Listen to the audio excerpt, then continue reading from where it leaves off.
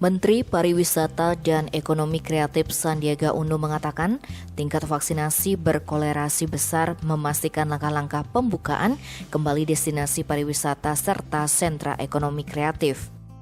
Dilansir dari Berita Antara, lebih jauh Sandiaga memaparkan pembukaan Travel Corridor Arrangement yang ditargetkan di Bali, Batam, dan Bintan dapat dipercepat jika vaksinasi dosis lengkap telah terlaksana 75 hingga 80%.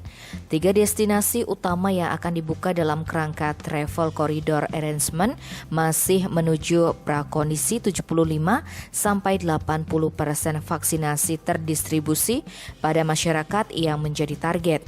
Kata Sandiaga dalam keterangan pers di Jakarta Kamis 26 Agustus, Presiden Jokowi sudah merencanakan akhir September target vaksinasi tercapai. Itu berarti bulan September ini prakondisi tersebut bisa dituju.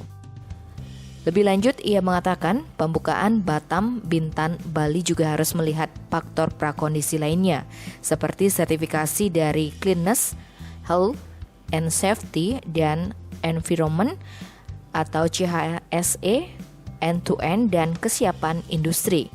Jika berbagai program pemerintah untuk membantu pelaku parekraf tereksekusi dengan baik, ia optimis akhir kuartal 3 atau kuartal 4 mulai bisa uji coba pembukaan dari perbatasan.